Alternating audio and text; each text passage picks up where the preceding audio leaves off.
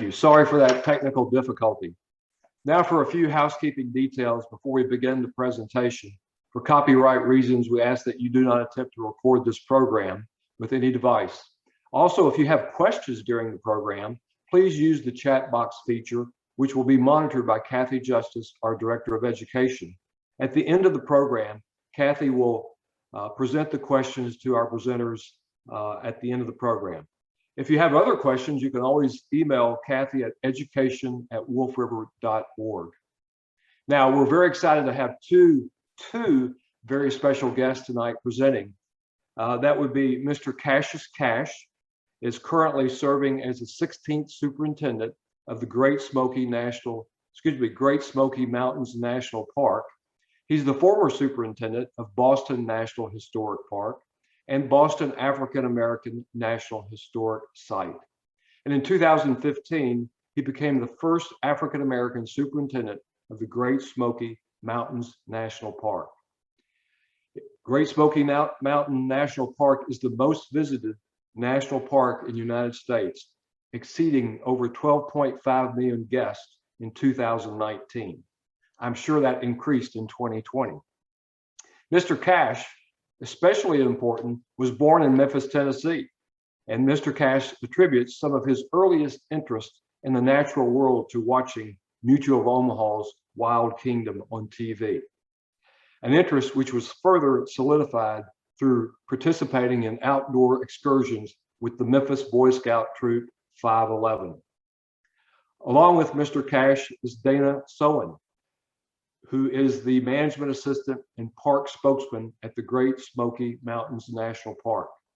Originally from Missouri, Dana started working for the National Park Service 32 years ago at the Great Smoky Mountains National Park as a college intern.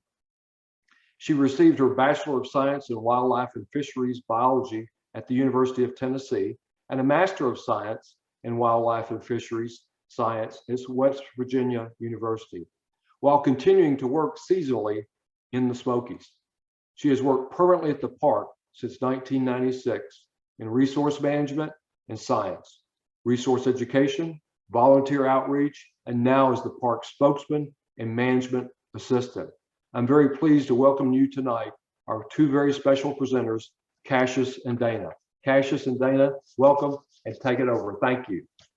All right, Keith, thank you for the introduction, and just say a hello from a very cold and chilly Gatlinburg. I'm not sure how the weather is back there, but it's nice and cool back this way here. It's an honor to be with everyone this afternoon for two reasons. One is to be, as I said before, to be talking with my home folks back in Memphis. It's always good to check in with folks and see what's going on. And two is to be with you on this very special week. As Keith said, that this is the week of Earth Day. And so it's very befitting that we talk about this special resource that we have in our very own state and what we do to try to preserve it for generations to come. And also, as Keith said, you know, with 12 million people coming in this place every year, you can imagine some of the challenges. Imagine the amount of people that you have for a weekend. But when you have 12 million people come to your place, there's a lot of stewardship and a lot of dedication from the folks that work here at the Smokies that makes that happen. So why do so many people come to the Smokies? You know, one of those facts is that, you know, the Smokies is within a 7-hour drive of half of the United States population. So it takes me just as long to get from here to Memphis as it would for me to get from here to Washington, D.C. So when you look at that kind of proximity and being able to experience a national park experience without having to go out west, you can see why 12 million people come to this place every year. And, you know, not only is it a beautiful place, but it's very rich in its diversity, its biodiversity. And this is one of the most researched national parks in the National Park Service. This mountain, being part of the Appalachian mountain chain, it is a very old mountain range. And so what you imagine with that is the biodiversity that comes with it. We have representations of ecosystems that represent Georgia, North Georgia, all the way up to Maine. And so when you think about the diversity just in those ecosystems, you can imagine the species that are associated with each of those ecosystems and their place. So we have, 2,900 miles of streams here. And if you look at that bottom fact there, that's what really stands out, 20,000 species on record. And of that, there are over 1,000 new species that were discovered that are new to science right here in the Smokies. And so whenever you can have those kind of statistics and still finding new species to science, that is incredible. And so we have the largest researcher program in the National Park Service. And one last fact is, and I don't want to bombard you, but I just get excited every time I talk about the Smokies. But when you think about a place that's 500,000 acres, but it has more species of trees than all of Europe, just trying to give you context to how significant the biodiversity is within this half a million acres. Next. And not only is it rich in this biodiversity, it is very rich in this human history. It has a long human story that's associated with the Smokies as well, that goes back to the prehistoric Paleo Indians, all the way up to the 1800s when you had European settlers to come live in the Smokies here. And it just really shows you, it tells a story about how these cultural connections help people understand the role that people had in nature and its contribution, this continuing story that we are learning about the Smokies.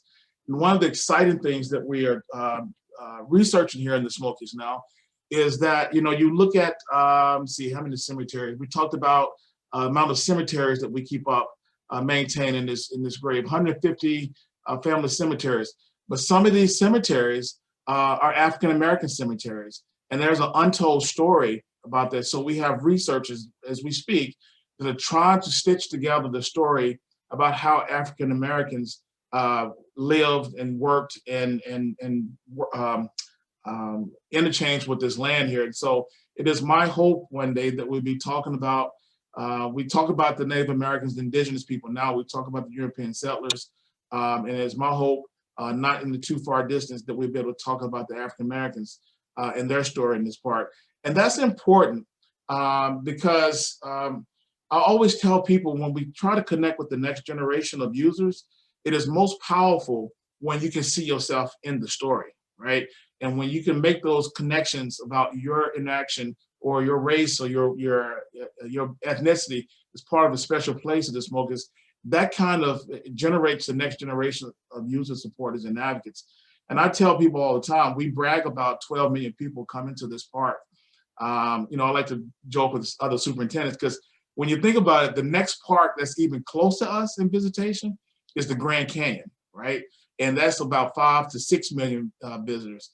And so we double that. And to think about it, when I first got here, it was 10 million people annually visiting.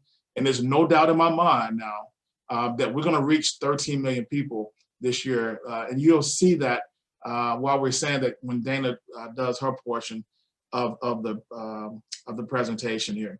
Next. And so the Smokies pretty much just gives folks a wide range of opportunities to explore. And boy, I tell you, with COVID-19 hitting us like the way that it did, people really took advantage of that. And there's not much that comes good with COVID, but one of the things that it did do that I think kind of eased my angst, and that's about making sure that the next generation understands us and that we remain relevant in the next generation. But what COVID did, it had us hemmed up, with stay-home orders. And so when people got a chance to get out, they came to their national park, young people included. I talk about before then, these little gadgets right here was occupying all of their time now. And so I think with people being able to experience the antithesis of what COVID stood for, COVID was about droplets, 6 feet, staying at home, only going out when you need to. Well, there's places like the Smoky is clean water, clean air, space, freedom to make your own decisions. And so people associated with their national parks with that. And to be honest with you, I don't ever think it's going to change after that, meaning that visitation levels will go back down. Next. So one of the things that I jokingly I say to folks is that when I got the job 6 years ago, this past February, my predecessor did not leave me an instruction manual to how to manage the most visited national park during the pandemic. And I will tell you that it was one of the most challenging leadership experiences in my 29-year career. And I share with folks that over the years, unfortunately, people have died because of the mission of protecting and preserving, whether it was fighting fires. I mean, the list goes on, right? But COVID presented a different type of challenge. That people were saying that I'm not willing to not only get myself sick and possibly die from COVID, I'm not willing to take this home to my kids, my spouse, or your elderly grandparents that may be living with you. And so I had this dilemma of how do you carry out the mission of the National Park Service, which was in very high demand, but making sure that we're on the right side of history, that my folks will remember that we cared for them at this very pivotal time in a situation that was unfolding. It almost felt like daily on how to navigate this COVID-19. And so we all, I won't say we all, but a vast majority of Americans experience the significance of mental health. And to go through something like this for months and months and months, we found ourselves really understanding the importance of human connection, of not being around people. What does that do to the human soul? What does that do for your mental health? And then, on top of that, we had the George Floyd incident. We had the Ahmaud Arbery incident. We had the Breonna Taylor incident. And so me personally, I found myself in a space that I had never been. It was very dark. I was trying to make sure that I was providing the leadership that my folks needed. I tried to make sure that I was providing the services that the American public wanted to get away from, to free themselves from COVID and get out in clean air. But then at the same time, as an African-American man in this position here, I found myself in a very dark space when those kind of things happen back to back to back to back. And so one of the things that I share with people is I like to hike. And it's been my findings that I always find myself coming out of the woods better than when I went in. And so I wanted to apply that principle, or as I call it, that balm, and helping me heal through this very turbulent time frame. And sure enough, being in the national park, particularly in the Smokies, did that for me. And I'll share with you another dynamic is that when the social unrest was happening, we saw it day after day. I'll go into Ace Hardware. People ask me about my opinions on. I go. No matter where I went in the small town of Gatlinburg, people wanted to engage me in this conversation. And though I had my opinions, I still recognize that I'm the superintendent. So I wanted to find a platform where it allowed me to be the superintendent and to be an African-American man and to express that. And so that I thought that why not use the backdrop of one of the most biologically diverse ecosystems in the world and to discuss that interdependency that diversity has and apply that thinking to this ecosystem, which means our communities, and try to bring out the interdependency that we need on each other in order to make this ecosystem strong and resilient, right? And so I went on a hike, and actually Dana was with me on this hike. I was in North Carolina, and I felt myself, my soul getting better as I hiked. And I said to myself, if this is doing this for me, what would it do for citizens in my community? So I came up with this thought about the Smokies hikes for healing. And so what we're going to show you is a quick video clip. I think it's about 3 minutes, no more than 4 minutes, about this journey. And I just want to talk to you about this journey and how I feel that natural resources management for the next century of service is different. It's going to be different than the previous century of service of natural resources. And I think there's a lot of application to the conservancy that you can do of reaching out to communities that may be underserved or that may not be familiar with your conservancy. So Dana, if you could show that, that would be awesome.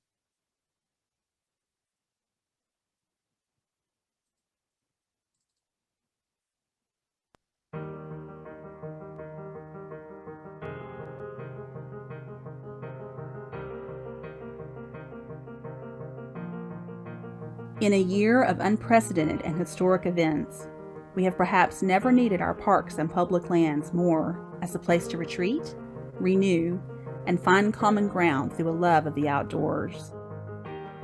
2020 highlighted the injustices experienced by so many in our nation and left Great Smoky Mountains National Park Superintendent Cassius pondering how he might use his leadership role and his experiences as a Black man and the son of a police officer to benefit the national conversation about race. Cash came up with a plan to use the restorative environs of Great Smoky Mountains National Park as the setting for thought-provoking conversations in an open, brave, and curious space. Smoky's Hikes for Healing moved from concept to reality in record time in an effort to quickly respond to the stirring tensions of 2020, inviting the public to apply to join one of 8 planned hikes. The response from applicants was overwhelming. From August to December, Smoky's Hikes for Healing brought diverse groups of individuals who started their hikes as strangers, together on a journey toward healing a divided nation. Superintendent Cash led each hike along with a trained facilitator to spark constructive discussions and help equip participants with the tools and ideas to make unbiased choices and practice anti-racism in all aspects of their lives. Through this shared experience, participants created bonds that have extended beyond an individual hike, with the potential to carry these important conversations into their own communities. I go on the same day. I realized today that things that are hard to talk about, I can't afford not to talk about them now. We all came from different backgrounds, different ages, different races, but we all had some things in common, and we all want to change the world, and we all came together. I was really nervous at first, but I left with friends. Bringing this work out into nature and being together in the open air and walking and moving, I think that these have actually been ways to be able to have a better conversation and to be able to even regulate our bodies better because we're moving and we're in the fresh air and the sun. So even when things feel difficult and challenging, there was something about being in the woods that was able to hold that for all of us. An openness and an availability that maybe in a traditional fluorescent lit conference room would not have worked. I'm walking away with hope today. I don't think I came in with as much hope, but definitely leaving here, I feel more committed to this work than I did when I walked in today. Smoky's Hikes for Healing exceeded my expectations for people to heal through conversation. When we had over 200 people to sign up, that let me know that people were ready to talk about things that we can do as a society to make our world better when it comes to systemic racism. It allowed us to walk, it allowed us to talk, it allowed us to listen, and it definitely allowed us to learn. And it's also allowed us to believe in a better tomorrow. And I want to be clear that this is not something that we figured it all out, but this was the beginning point of our journey. It showed us that we can all make contributions to making our communities better, our workspace better, and our world better for everyone.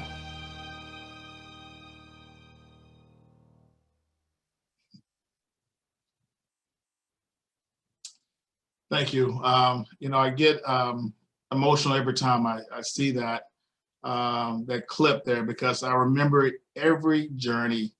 I remember every individual in their stories, and souls were heavy. And that beautiful resource that you see here allowed us to walk in with something, but leave something behind that contributes to a better community and a better person. And I would tell you that I was very nervous about doing this because this is not the traditional platform that superintendents use, right, in parks like this. But I want to tell you a quick story that gave me the finishing courage that I needed to make this idea a reality. There is a Superintendent Overly. I'm number 16, as Keith talked about. I think he was number 5 or 6, one of them. He served from 1958 to 1963. And at this time, segregation was at its worst. And African Americans could not rent a hotel, could not get a hotel in this town of Gatlinburg. And this white superintendent called in all of the hotel and motel owners and the Chamber of Commerce. And they said, if you don't change your posture and how we treat African Americans when they come to Gatlinburg, I'm going to build a hotel in the park. And there we will welcome them through that. Now that's very important because this park is set up to not compete with the local communities. That was kind of like the promise or the design of this park. But he was willing to break that commitment that was given before him for a better tomorrow. And I said, if this guy can do it in the 50s, I surely can do it in 2020. So that gave me the strength and the courage to do something different. I'm proud to share with you now that Washington has adopted this, and they want to do this National Park Service wide as a result of the outcomes that we have. So as we know that you're not growing as a leader if you're always comfortable. And I tell you, this was a very uncomfortable time for me. So next slide. So here's one of the end of the hikes here, and and looking at these folks here, I want to borrow a term that strikes me that I heard last night during all the news conferences from George Floyd. And I look at these individuals and what they brought, the stories they brought, the way they gave themselves. This is what I would say is a bouquet of humanity. And these people brought it all. And I'm better as a person for it, and I'm better as a superintendent for it. And so I share with you this story because I think these resources that we are responsible for can be used in different ways that will even more so enhance our communities. And that's the challenge that I would give the Conservancy to think about, because it's all about this work that we're doing today to ensure that the next generation picks it up and continue the good work that you guys have done. But if you're not relevant, you run the risk of that not continuing. And we run the risk of not being relevant, even though we're the most visited national park today. Next slide. Is that it for me, Dana? Yeah. Yeah, so these are just pictures, examples here of us hiking. If you look to the far right there, I'm giving that lady, she drove, I think, 4 hours that morning. We started hiking at 9 o'clock. She got up on a 4-hour drive to be there by 9 to take this hike. And the last section of this hike is like, we call it Cardiac Hill. And she was having a hard time getting up the hill. But that group rooted her on, and there was just a sense of magic for her triumphing to get to the top of that hill. So I'm giving her a challenge coin for making that hike. And I would tell you, it was transformational to see these strangers come together. And when we get through with the hikes and the talks with the facilitator, that they're hugging, they're crying, exchanging numbers and information to continue this conversation to make our communities better, to make us better. And the Smokies brought that together. And so what is the magic sauce for the Conservancy and bringing people together in non-traditional ways? I guarantee you, if you look into that, you'll be surprised at what the Conservancy and that precious resource that you're managing can do for the city of Memphis on that. So with that, I'm going to turn it over. I think Dana is up next. Mm-hmm. Well, thank you. And I'm going to talk a little bit more about the visitation that Cash started off the evening telling you about, and some of those challenges that are come along with increased and extreme visitation.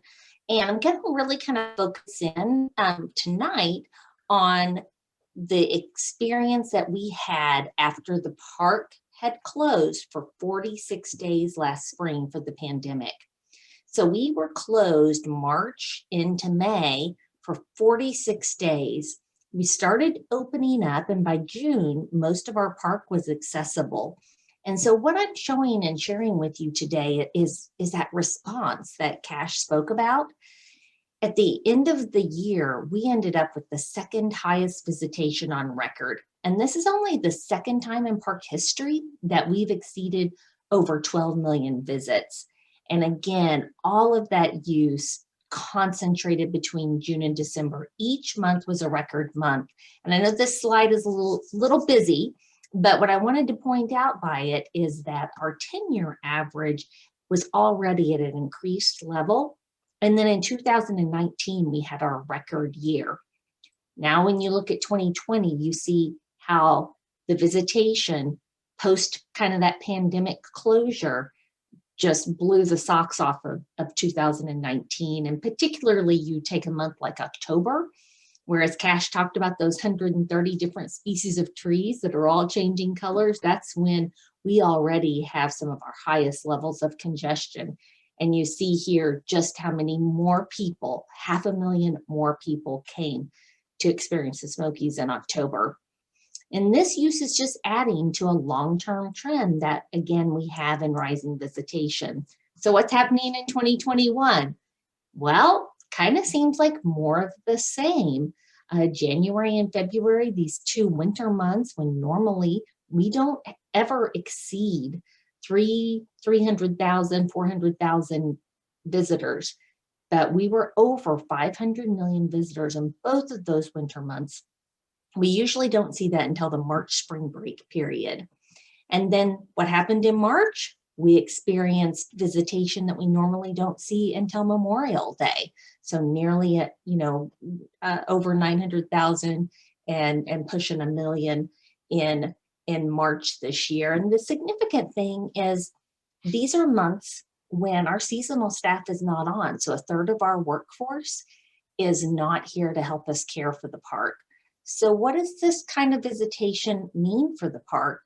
And what does that mean for this trend that we're experiencing? So as I mentioned, we've been on this rising visitation trend for many years, really since the park's establishment. And in the first 10 years of the park's existence, from 1934, when it was established, to 1943, the park was already either the most visited national park or the second most visited national park. And a lot of that has to do with location, as Cash was talking about, just providing access to all of the people that live in the eastern US to have a national park experience. Since 1944, the park has been the most visited national park in the nation, with visitation increasing ever since. And if you look at the 2010 to 2019, you kind of see that sharper increasing trend. And this level of visitation does not come without impacts. And I think it's really fitting that we're talking about these challenges in honor of Earth Day. And I'm sure you're experiencing similar things as we have found our neighbors on other public lands are. And some of the impact for the Smokies is amplified due to the age and design of our infrastructure, most of which was designed during the CCC era at the time of the park's establishment, or in the Mission 66 era, which is when there was a big influx of funds for national parks in the late 1950s to prepare for the National Park Service's 50th anniversary. And so while I'm sure that engineers were planning for increased use at both of these time periods, I don't think they planned for the 12.5 million visitors that we see today. So again, what does that level of visitation look and feel like in the park? It was great to see that I think 75% of our participants had been to the park at least once. Yeah. And I think it was 70% had been to the park multiple times. And we wanted to ask people just like yourselves, what is your ideal visitor experience when you come to the Smokies? So a couple of years ago, Superintendent Cash and I started talking to local community leaders and having conversations about ideal park experiences. And then last year, we went out to the public in a virtual format through Zoom meetings, just like tonight we're doing. And we asked participants to help us understand how they wanted to experience the park. And, we know from our perspective, we want everybody to have this high quality visitor experience. We want them to have a scenic drive along our roadways that's safe. We want them to be able to have an opportunity for an immersive experience in the backcountry, maybe even a moment of solitude. We want them to have a peaceful camping experience. This is Elkmont, if you've ever been there, so they can kind of escape the sights and sounds of where they've come from. We want them to have an Instagram-worthy moment at a really special place like Laurel Falls. But this is seldom the actual visitor experience that they have with our Rising Visitation. This is that same waterfall, and this is the current visitor experience at Laurel Falls. And we ask participants, again, what would the ideal experience at Laurel Falls for you look and feel like? We know some people crave solitude, while others feel safer when there's more people on the trail. So how many people is too many? And what are some of the other resource impacts that come along with this extreme congestion? How many vehicles is too many? And what happens when the parking lot is full? If you've ever traveled Newfound Gap Road, you've passed by the Alum Cave parking area, that trailhead that takes users up to the second highest peak in the Smokies, Mount LeConte, one of our most popular trailheads. The two parking lots for this trailhead are full nearly every day. And this is just a snapshot of the congestion that occurs along Newfound Gap Road when the parking lots are full. In addition to that roadside damage that's happening on those surfaces that were not designed to be parking lots, we're also concerned about the long distances that people are walking along those curvy mountain roads that are really busy with traffic just to get to the start of their trailhead.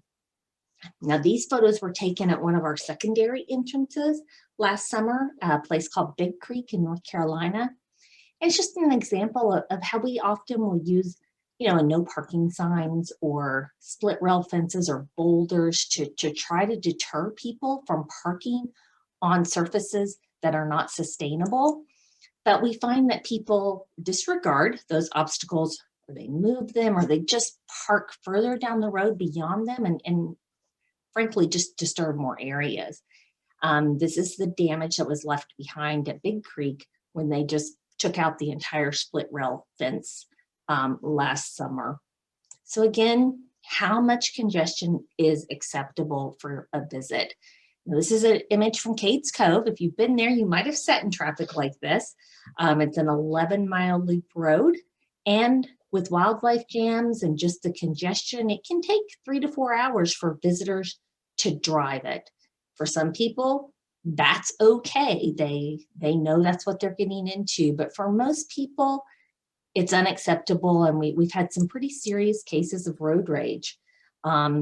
People will circle the parking lots just to find a place to park so they can go to the restroom, get out, walk around, visit some of the historic structures like here at Cable Mill in Cades Cove. And if they do get a parking spot, then they often will face a long line just to use the facilities. On this busy day, there were over 80 people in line to use the restrooms at Clingmans Dome, the highest peak in the Smokies. And even at a smaller trailhead like this trailhead to Rainbow Falls, that has restroom lines. This photo was just a weekday in June. So again, we asked people about their ideal park experiences and how we might be able to improve them. And we had 600 people participate in this process, people from 28 different states. So that was one really positive thing about being able to have this virtual platform. And they provided us really important feedback about their desired visitor experiences at 7 of the busiest locations in the park, and also ideas for how to manage congestion. Many people have been to other parks out west where they have some parking reservation systems or some shuttle operations or timed entries, and they'd experienced systems like that. And so they floated their ideas of where they thought that might work. And through this process, we ended up with hundreds of ideas from people. And then we had a visitor use expert who's worked around the country and around the world. And he assessed the ideas that came back from the public for feasibility. And we ended up with 31 really tangible, concrete management actions for consideration to reduce congestion. And I'll just say a few things have become really clear as we've gone through this process together. And that is that there are no easy answers. When we talk to our colleagues at Zion and Acadia and Yosemite and Grand Canyon, every congestion management solution around the country and the world, there's no just one silver bullet that's a one size fits all. And they often do have some unintended consequences. And everybody gave us that advice. Work with your stakeholders, work with the users, work with the communities, and try to build something together. Because there's a lot of learning that can happen through that process. And then try some things out, because there's a lot of learning that can take place through short-term trials. And so that's the process that we're in right now. And we have selected a few different areas to begin testing some of these management actions. We're testing some things already in Cades Cove. If you're familiar with the vehicle-free access for cyclists and pedestrians, we're testing a trial period where we close the loop road for the entire day on Wednesdays, so people have more time to access that opportunity, and they're not all trying to get there at the same time in the morning when we used to only have access until 10 o'clock. And then we're also looking at testing some of those other things, like maybe the reservation systems or shuttles at some of these other popular trailheads. So we're going to try to implement some of those management actions this summer, some of them later into 2022 for short-term trials that will help us see how, we see how they work in our specific scenarios, and then also some learning for how we might be able to transfer some of those ideas to other places across the park. And so in addition to congestion, we're also experiencing a real increase in how people treat the land when they're here. And we're seeing more trash, we're seeing more graffiti, more unsanitary situations in our backcountry. And the park already spends about $500,000 on trash removal alone. That's a significant portion of our operational budget. So what we've been doing last year, we really focused on messaging, recreate responsibly, and of course sharing leave no trace principle messages. But this year we're tackling it. We're trying to do that social message media campaign where we're trying to talk about No Trash Tuesdays, reminding people that we depend on the visitors to help us take care of this place. We have to have their ongoing stewardship, because the 200 park employees simply cannot take care of 500,000 acres with 13 million people spending time and recreating in the space. We're working with a lot of partners. We have a wonderful volunteer program. And we have been doing some enforcement of people that travel through our park lands with uncovered loads and trash, flying out unintentionally and accumulating litter along our roadways. We're going to be doing an all-employee litter pickup on May 10th. And again, just trying to raise that awareness about the importance of taking care of this really special place we have. And I'm just going to end now by saying that we feel like this work can't wait. We've showed you the visitation we're experiencing, the challenges, and there are more areas across the park that are experiencing this growth and challenges, really park-wide. This is an image from Econo-Lefty, where many people now come to see the elk, and for many years we've been applying these Band-Aid fixes.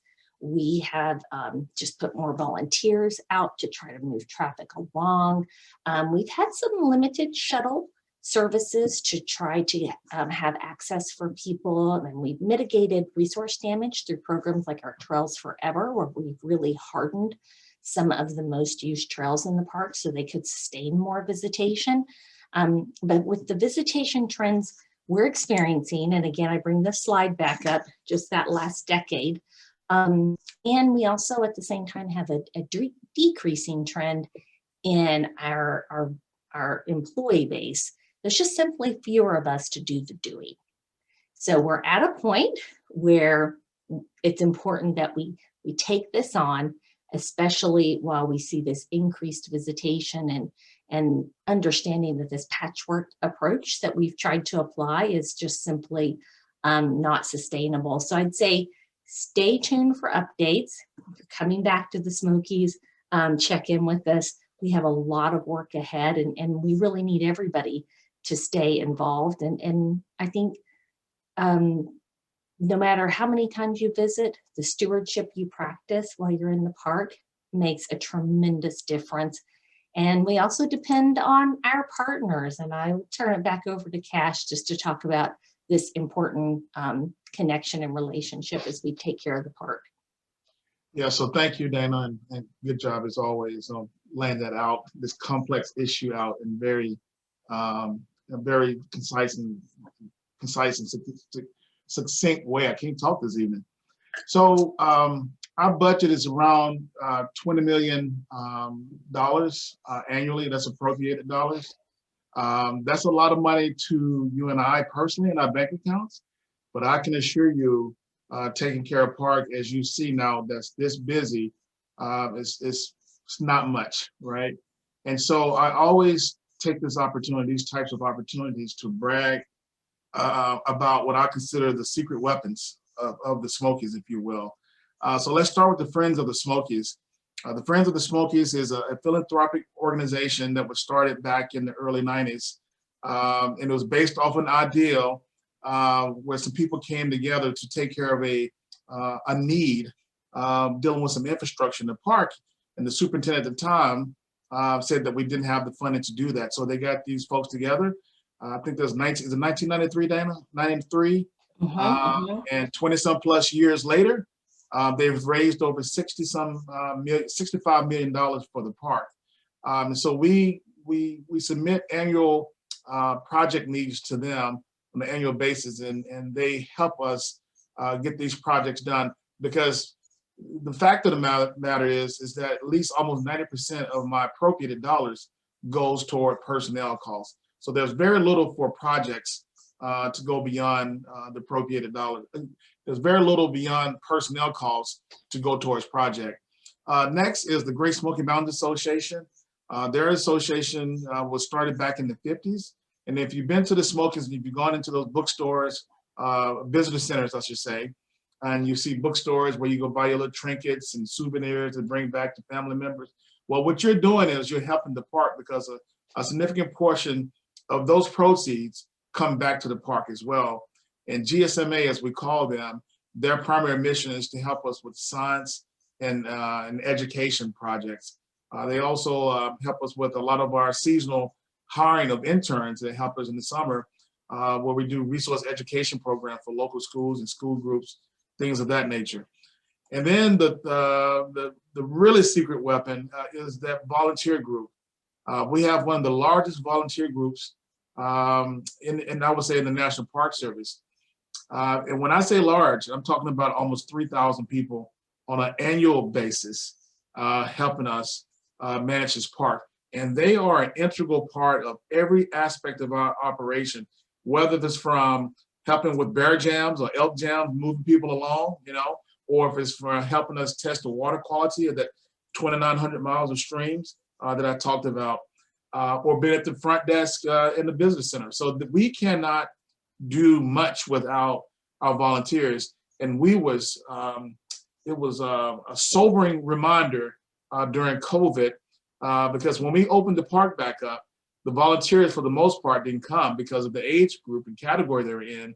We advised them not to come back. But what that meant is that our staff got twice as much work, and we realized how significant a buffer our volunteer cadre provides to us. And then the Great Smoky Mountains Institute at Tremont is a unique experience. It's a campus, if you will, that's located inside the park, where they provide a residential education experience for school, for young kids and for adults. And they have been amazing at the young lives they've touched, and also the teachers, where you can come into the Smokies and spend the night and have this residential environmental education experience is pretty unique, and not many programs are like this around the country in the National Park Service. So they they help us advance the mission of education and making sure that we touch that next generation of users, supporters, and advocates of the not only the Smokies, but the national park system as a whole. And then the last partner is DLIA, Discover Life in America. And their belief is how can you take care of the national park when you don't know what's in it?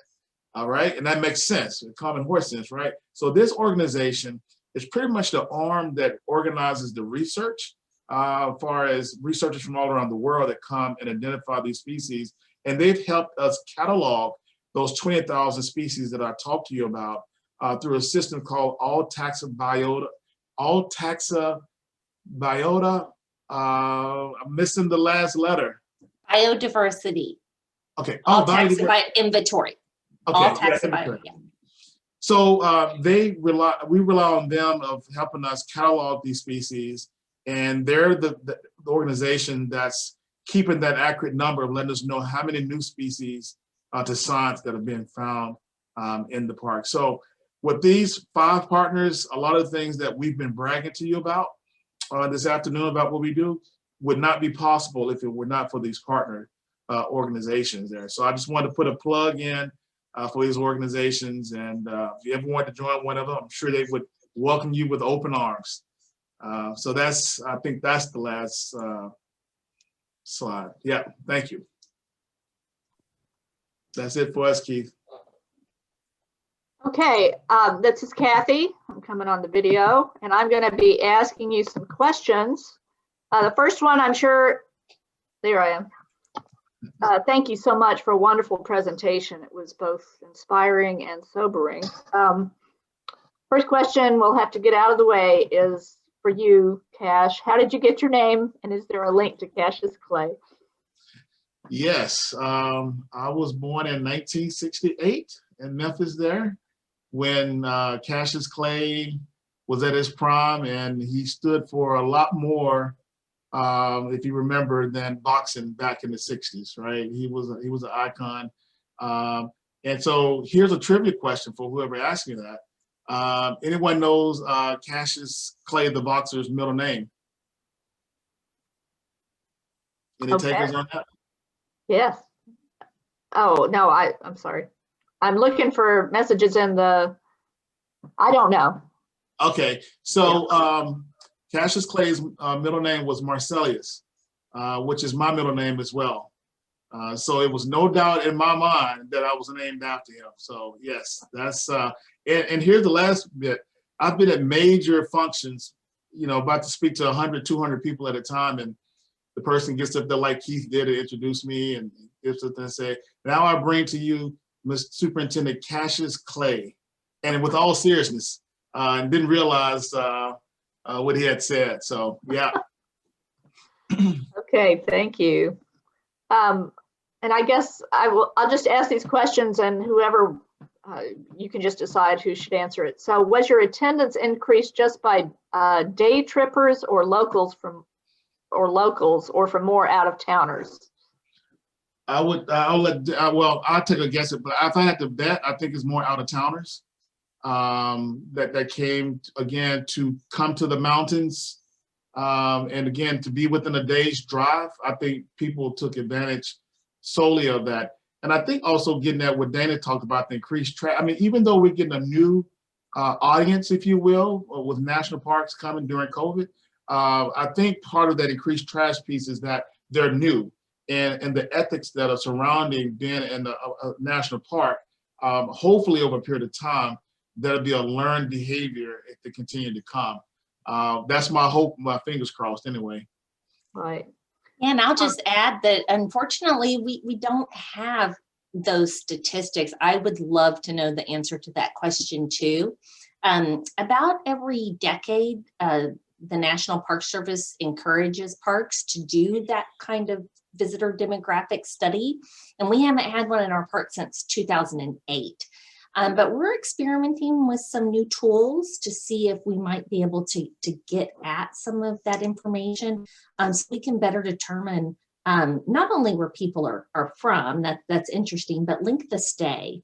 Is it a 3-hour visit, a 6-hour visit, and what's the turnover rate, and helping us better look at those congestion management strategies we need that level of information. So we're looking at how you can use cell phone data. We're looking at license plate reader data capabilities. And so I want to know the answer to that question too. Okay, thank you. Can you recommend any good books on the Smokies or national parks in general? You want that one, Dana? Well, one of the best books, it's a little thick, but it really tells this very comprehensive story of the Smokies. It is Wild East.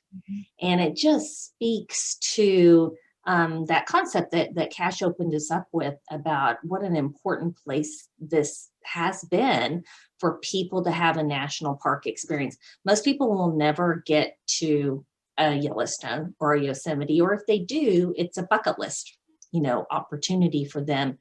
But the Smokies provides this incredible experience in a way that's so accessible for people. And Wild East speaks to that. It has wonderful stewardship messages, and it helps people just better understand what a real treasure the Smokies is. Here's a question about Cades Cove. Can people bike Cades Cove these days with all the traffic? I recall biking it several times back in the 70s and not fighting against traffic at all. Yeah, so that's a good one. So we're trying something different, which was, again, I tell you, whenever you mess with tradition in the Smokies, you're asking for it, right? And this is one of those traditions that we are tampering with, and I think with some great level of success. So if you remember, for many, many decades that you could bike Cades Cove on Wednesdays and Saturdays from 7 roughly to 10 o'clock, right, Dana? Roughly around that time. And then, vehicles could come through. Well, with this increased visitation that we've been talking with you about this evening, what we started to find is that you had so many bikers coming in, and parking spaces were being consumed by the biking community and the picnic areas, some of the camping areas. And then meanwhile, while you had that going on, you had people that would be checking out from the campgrounds early that morning. So you got that traffic going. And then you have the traffic that's at the gate waiting to be open at 10 o'clock. And so we had this convergence of traffic, which made it really madness and really sucked in all of our resources to where our rangers were now becoming parking attendants, right?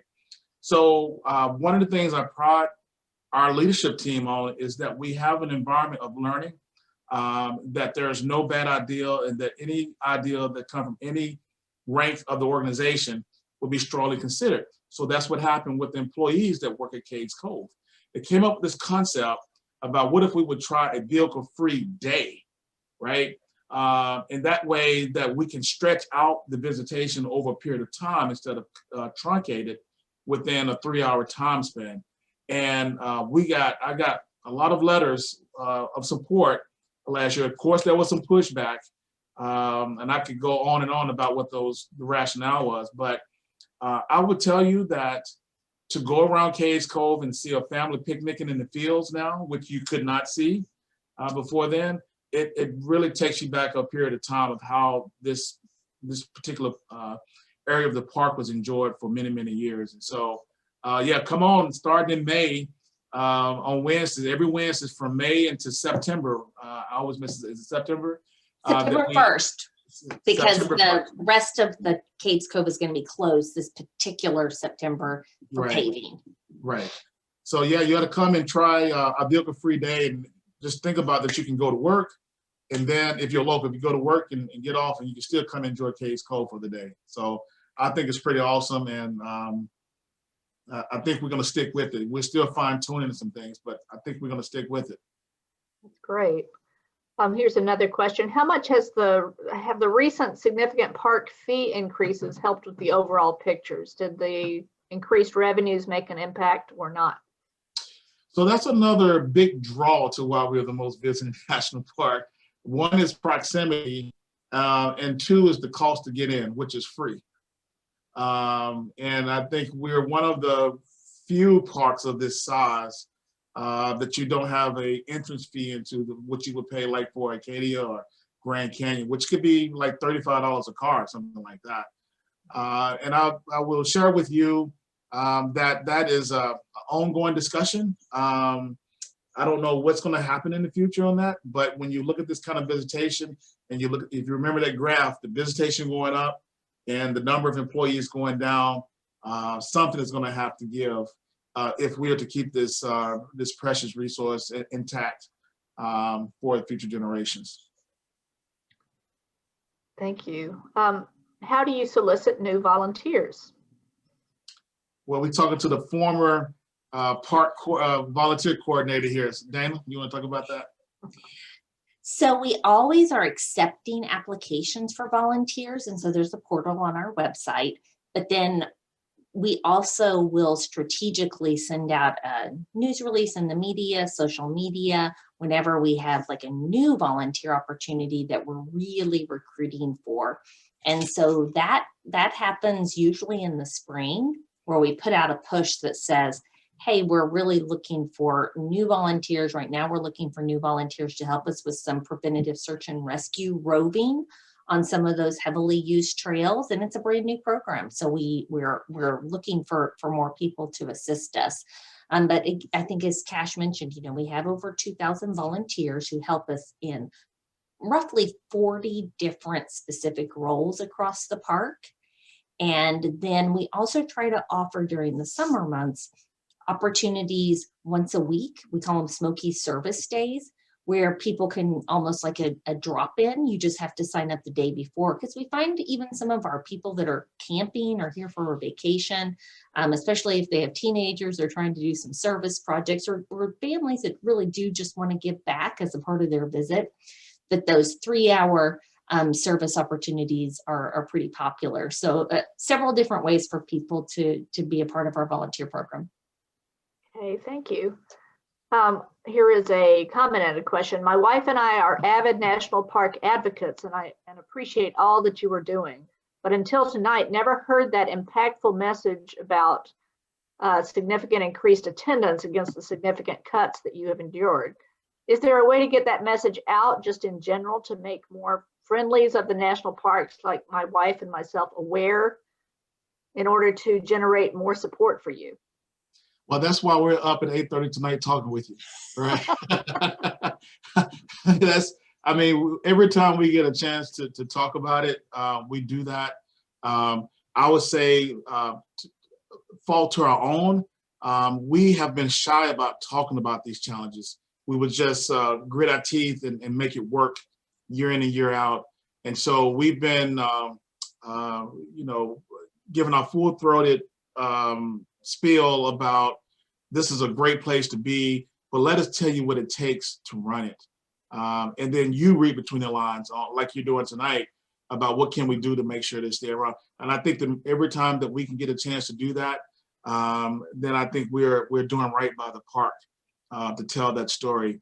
Because again, as Dana said, that, you know, with all the partners that I have, the most important partner we have is the public in the business communities here. I mean, last year, this county in Gatlinburg, the tourism receipts exceeded Memphis and Nashville this past year. And that's, again, because people wanted to get outdoors on that.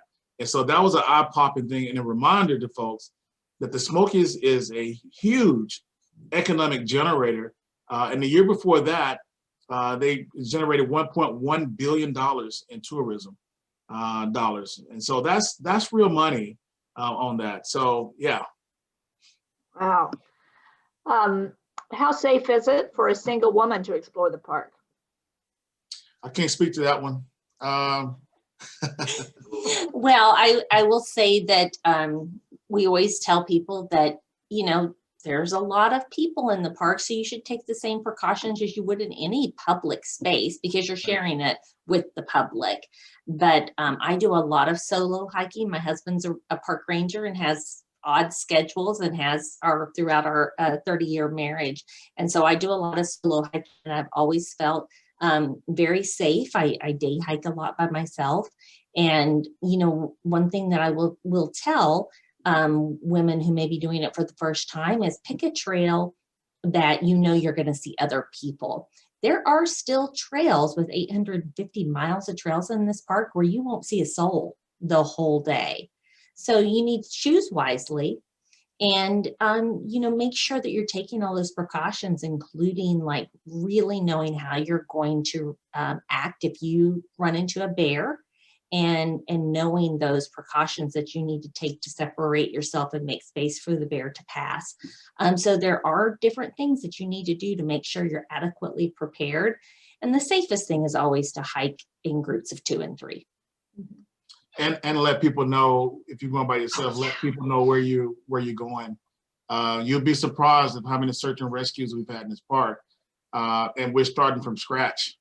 That, you know, they didn't let people know when they were supposed to be back or exactly which trail they were going to be on, or they deviate from where they told people they were going to be on that. So we do quite a bit of search and rescue as well. Okay. Well, this is a related question. What is the status of cell phone towers in and around the park? They don't exist. One of the things, that that is important for people to understand is that about 90% of this park is what you consider to be recommended, or what's the other one? Proposed wilderness areas. And so you have to manage it, even though it's not designated per se, you have to manage it as if it is wilderness, and not take away the options in case Congress down the road designate it as a wilderness. And you can't have that kind of infrastructure in wilderness areas. And you know, where can you go these days and just and be free from your phone, if you will, on that. We understand it has its drawbacks, particularly in emergency situations. We understand that, but there, every now and then you can get to a nice mountaintop and you can get a cell reception still. And a lot of backpackers, particularly, and some day hikers, will use they call them spot locators. And so most people I know have really started hiking with those, and it always can let people know where you're at via satellite.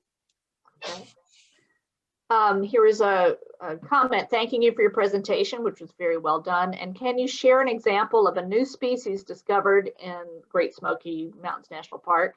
Also, is there special access for veterans, elderly, and handicapped? Well, I don't know how much more special it can be than free for the Smokies. But there are passes that veterans can buy for other parks that do have entrance fees, and you can go online and purchase those. And even during the summer months here in the park, you can purchase those if you happen to be in the vicinity on that.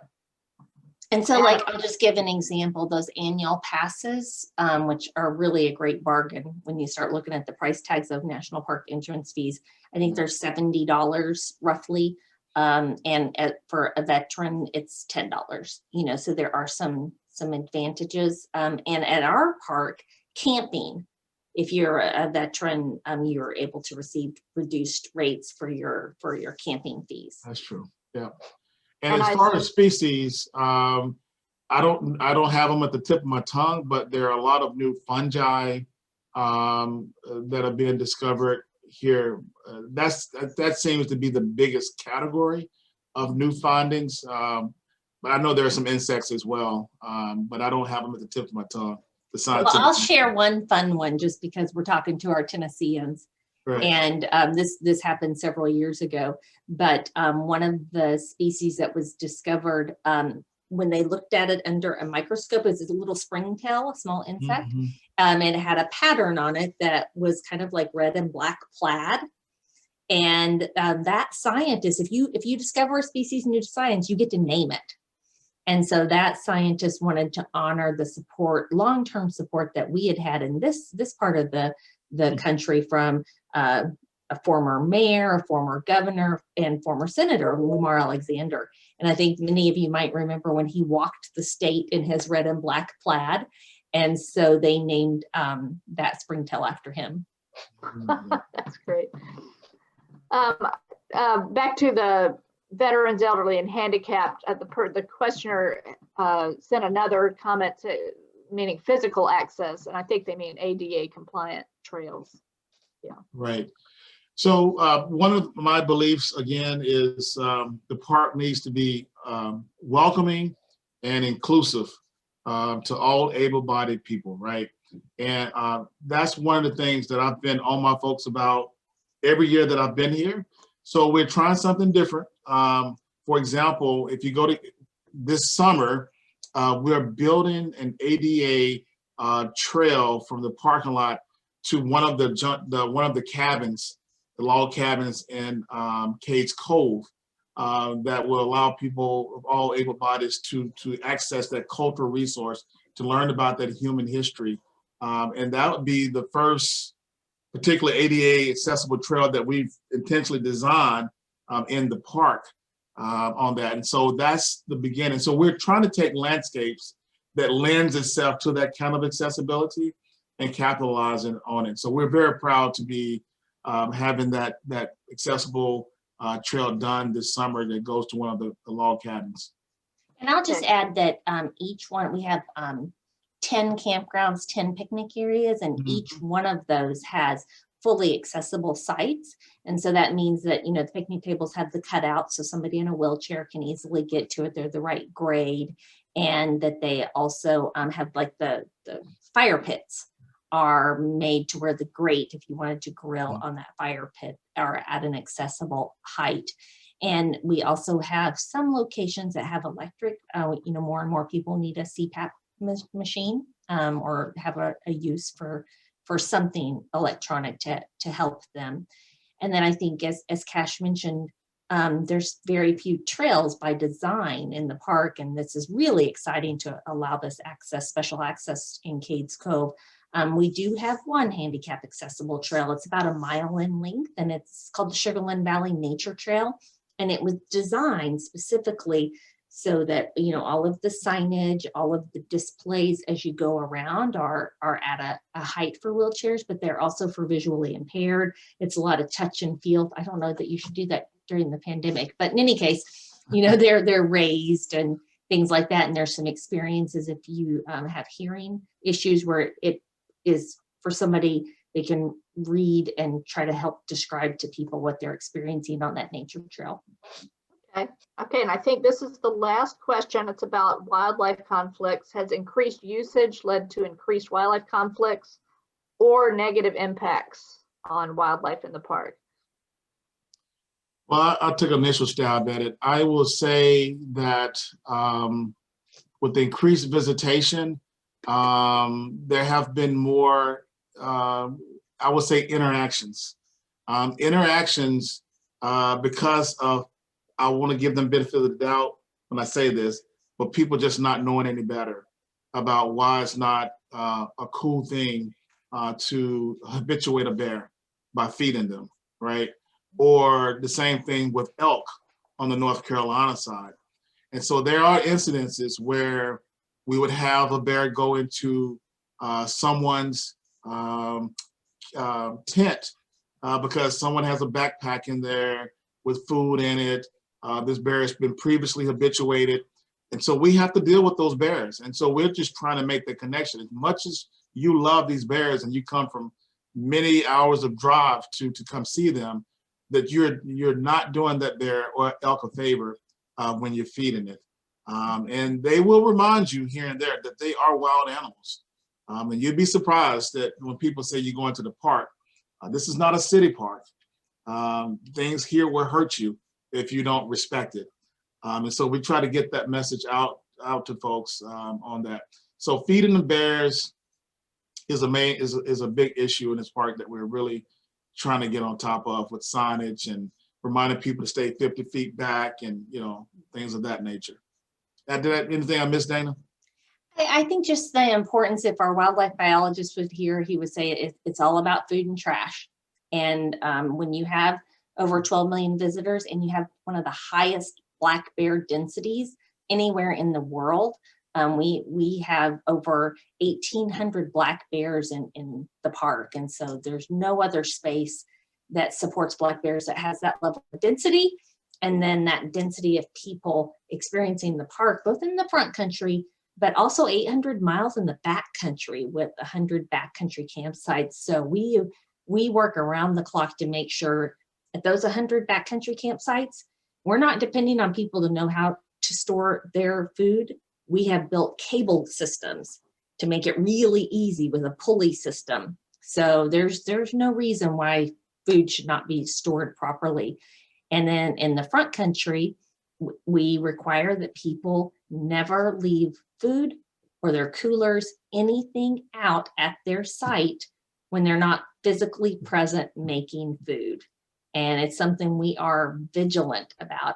We pretty much have gotten rid of all of our trash cans that are, bear resistant and have gone to dumpsters, because we found that that is a much better way to manage the trash issue that we have in the park, because the trash cans, even if they truly can be bear resistant, just don't support, there's not enough space. So people end up piling their trash right next to the can outside. So it's an ongoing issue that, as Cash described, and we spend a lot of time trying to keep food and trash out of bears' way.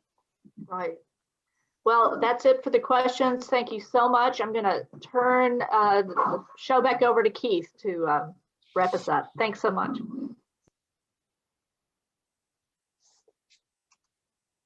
Keith, you're muted. Thank you, Kathy. Superintendent Cash and Dana, thank you both for such an informative and interesting presentation. It was excellent, excellent. Superintendent Cash, your story and your sharing of the Hikes for Healing was particularly inspirational and challenging and very appropriate. Thank you for sharing that with us. I know everyone enjoyed it as much as I did, and it was a challenge to us and a good challenge to us. So thank you. As we close, I want to remind everyone that you can visit wolfriver.org, our activity calendar, to check out all of our upcoming activities at any time. And we want to also say thank you again to Brother International, our presenting sponsor for this year's Wolf River Restoration Series for 2021. This concludes tonight's program. Thank you and enjoy your Earth Day tomorrow. Thank you.